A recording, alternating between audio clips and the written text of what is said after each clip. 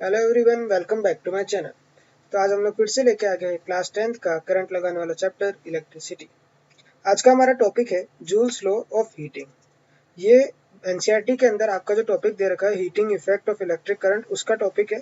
Main topic क्या होता है? Joules law of heating. वैसे तो इनको ये रखना चाहिए था, पर पता नहीं क्या सोच के उन्होंने heating effect of electric current रखा है, पर हम लोग इसके बारे में पढ़ेंगे। अब देखो, हीटिंग इफेक्ट क्या होता है इलेक्ट्रिक करंट का। यार आप लोग मोबाइल में गेम तो खेलते ही होंगे, बीजीएमआई चल रहा है आजकल, तो आगे अपना पबजी। तो भाई कोई सा भी डिवाइस हो, हाई एंड हो लो एंड हो, अगर आप हाई एंड डिवाइस में खेल रहे हो तो भी उसका अगर 2 से 3 घंटे लगातार खेलते हो तो फोन गर्म तो होता है ना। हीट इफेक्ट देता है, फोन गर्म होने लग जाता है। यानी क्यों होता है गर्म भाई? हीटिंग इफेक्ट आता है। इलेक्ट्रिक करंट से चल रहा है, अंदर वर्क डन हो रहा है और वो लास्ट में गर्म होने लग जाता है।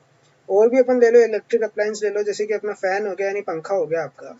ठीक है, वो 2-3 घंटे उसको लगातार चलाते हैं, किससे चल रहा है? इलेक्ट्रिक एनर्जी से चल रहा है ना। 2-3 घंटे लगातार चलाने के बाद उसको हाथ लगा के देखो, गर्म महसूस होगा? होगा राइट, यानी उसमें हीट महसूस होगी। ठीक है ना। वहीं ट्यूबलाइट भी अगर आप 2-3 घंटे चला लो, किससे चल रही है? इलेक्ट्रिक एनर्जी से चल रही है। 2-3 घंटे बाद उसको हाथ लगाओ, वो भी गर्म महसूस होगा, हीट महसूस होगी उसके अंदर भी, है ना।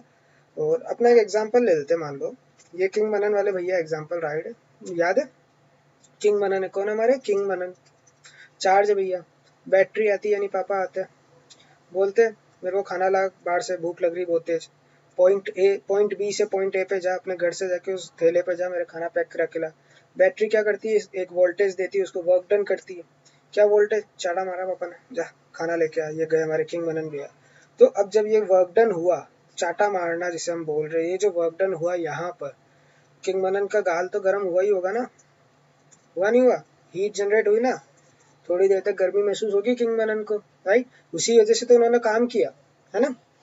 तो अब हम लोग पहले एक बार, अब हम लोग जूल्स लॉ पे आते हैं। ठीक है, तो हम समझ गए कि हीटिंग इफेक्ट आती है इलेक्ट्रिक करंट से। अब जूल्स लॉ पे आते हैं, क्या होता है, डेरिवेशन वगैरह सब देखते हैं। ठीक है ना। पहले हम लोग सर्किट डायग्राम बना लेते हैं। तो ये हमने एक कनेक्टर वायर लिया, इसमें हमने बैटरी कनेक्ट कर दी। क्या है ये? माइनस और ये प्लस, ग्रुप ऑफ सेल्स हो गया, राइट।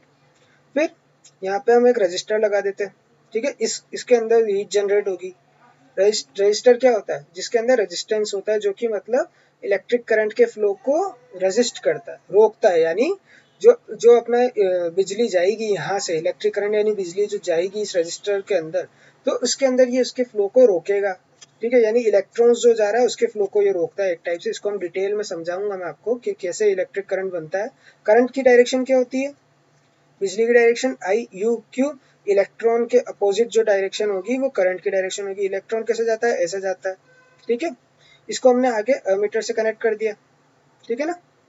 ये एम मीटर, सॉरी अमीटर नहीं, एम मीटर। एम मीटर से हमने इसको कनेक्ट कर दिया और ये वोल्ट मीटर लगा दिया हमने। अब ये क्या प्रोवाइड कर रहा है हमारे को? वोल्टेज प्रोवाइड कर रहा है, राइट। ये वर्क डन करवा रहा है, यहाँ से इलेक्ट्रॉन निकल रहा है। अब देखो ऐसे समझो इसको, एक अब मैं बताऊं इसके अंदर क्यों हीट जनरेट होती। ठीक है, अब ये रजिस्टर है ये, या फिर कंडक्टर भी हो सकता है। एटम्स पे बने हुए होते हैं ये लोग। एटम की साइज क्या होती? बहुत बड़ी होती है। इलेक्ट्रॉन की साइज क्या होती? बहुत छोटी होती। और एटम्स के अंदर ही तो इलेक्ट्रॉन जुड़े हुए होते हैं। ये एटम की साइज है तो इसमें इलेक्ट्रॉन भी जुड़े होते हैं, प्रोटॉन भी होते हैं। तो ये एटम की आउटर मोस्ट लेयर के अंदर इलेक्ट्रॉन है। और सबसे आउटर मोस्ट लेयर के अंदर जो होता है वो होता है फ्री इलेक्ट्रॉन। वो फ्री इलेक्ट्रॉन ही मूव करता है। अब जो इलेक्ट्रॉन यहाँ से मूव कर रहा है, राइट, मूव कर रहा है, तो यहाँ पर जो बहुत सारे एटम्स होंगे उनसे जाके वो टकराता है। इलेक्ट्रॉन इस एटम से टकराएगा, अलग अलग डायरेक्शन से टकराएगा। जब टकराएगा तो क्या होगा? कोलिजन होगा। तो मतलब क्या होता है? एक तो अपन को साउंड इफेक्ट आता है और थोड़ी सी हीट जनरेट होती है ना।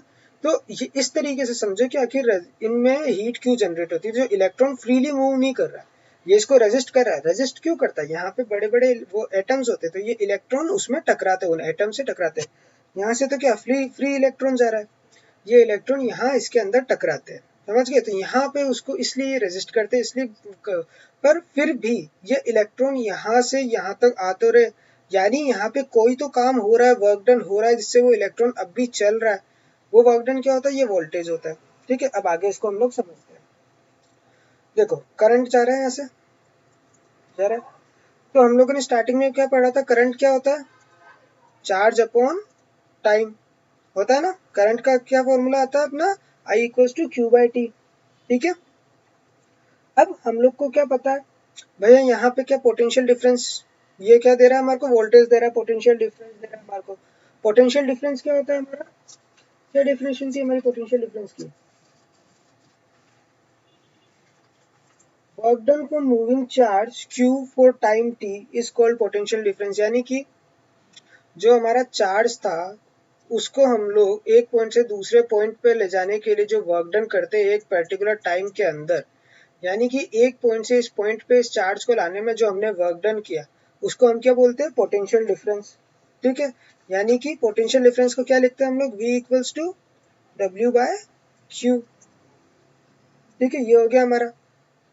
अब हमने क्या बोला था, work done for moving charge in Q in time T, right. अब ये क्या है, वर्क डन क्या है, ये है v equals to W by Q होता है, हमें देखना है वर्क डन। वर्क डन क्या होता है अब, यानी क्या हो जाएगा, w equals to v multiply by Q, हो गया। w equals to v multiply by Q, work done in moving charge q for time t।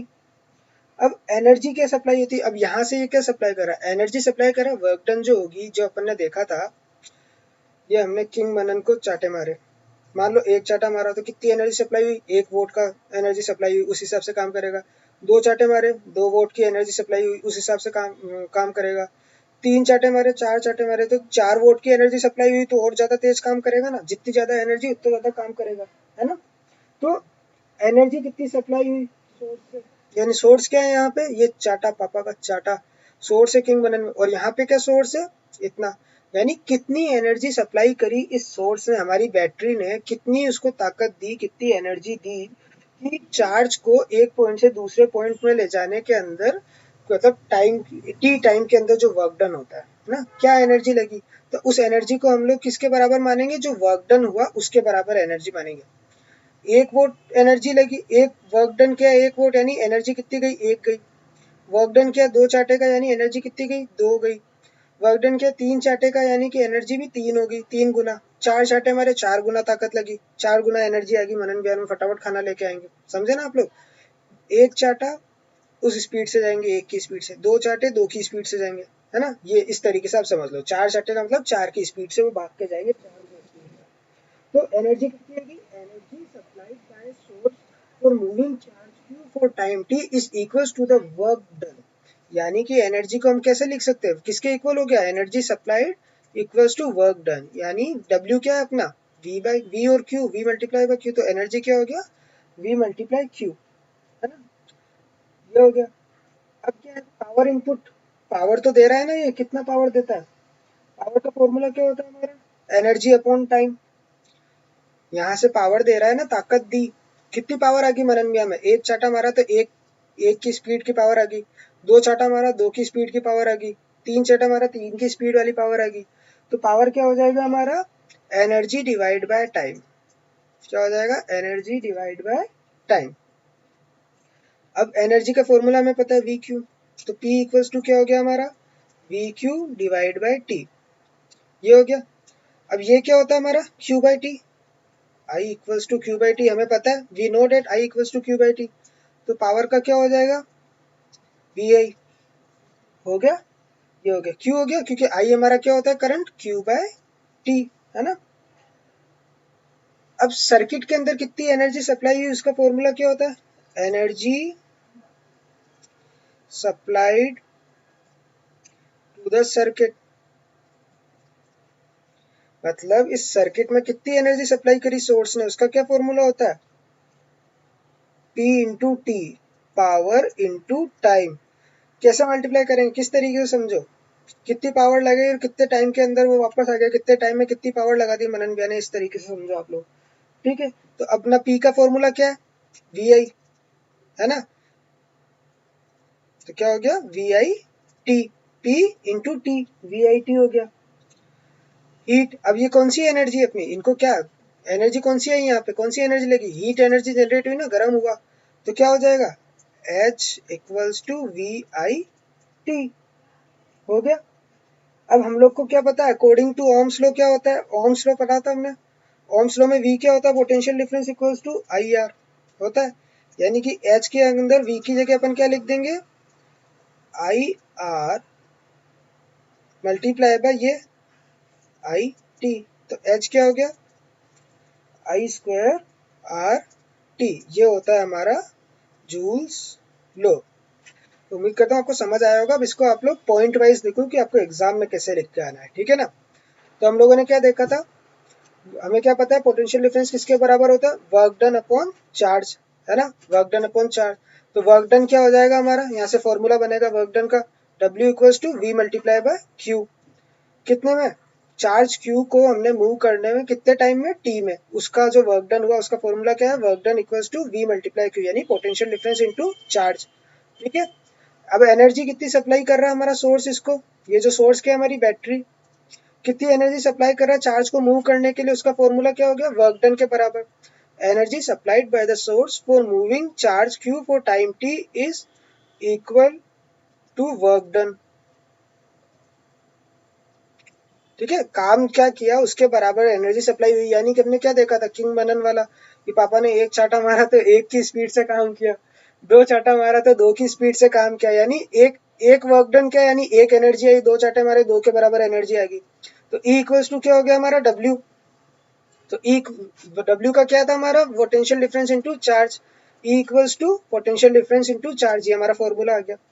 फिर अब हमें क्या, पावर इनपुट कितनी गई उसके अंदर, पावर इनपुट कितनी गई, कितने टाइम के अंदर कितनी एनर्जी यूज करी, यानी P equals to E by T, E by T हो गया।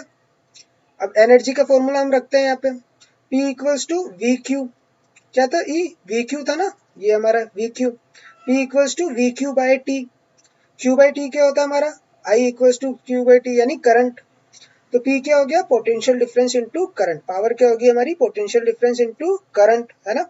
नेक्स्ट क्या है, अब कितनी एनर्जी सप्लाई हुई सर्किट के अंदर, उसका कैसे फॉर्मूला आएगा, पावर इनटू टाइम, टाइम के अंदर कितनी पावर यूज करी उसने, तो क्या हो जाएगा हमारा P क्या है, वी आई, क्या हो जाएगा वी आई टी।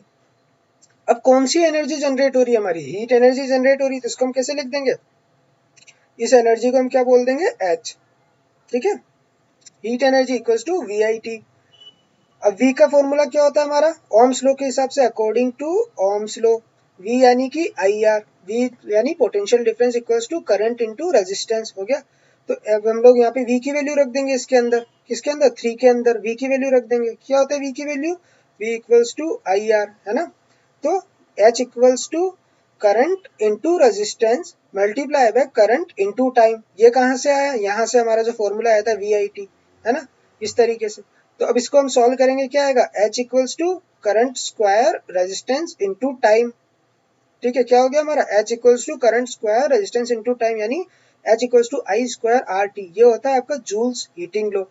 अब यहाँ से हमारे को क्या दिख रहा है, जो हीट एनर्जी है, heat energy is directly proportional to square of the current in circuit, right.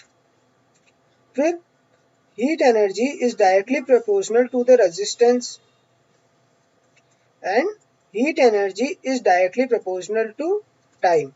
तो ये है हमारा जूल्स लो। उम्मीद करता हूँ आपको मेरे एग्जाम्पल के थ्रू ये समझ में आ गया होगा, आपको एग्जाम में कैसे लिखना है, इस तरीके से, ठीक है ना। इसको आप नोट कर लेगा, एग्जाम में ऐसे लिखना है, वो कॉन्सेप्ट मैंने आपको अलग तरीके से समझाया था, एग्जाम में आपको इस तरीके से लाइन वाइज लिख के आना है, ये आपका जूल्स हीटिंग लो। उम्मीद करता हूँ आपको चैप्टर समझ में आ गया होगा, आपको ये टॉपिक अच्छे से समझ में आया होगा, और अगर वीडियो पसंद आई है तो वीडियो को लाइक करो और अपने दोस्तों के साथ शेयर करो, प्लीज चैनल को सब्सक्राइब करो। Thank you.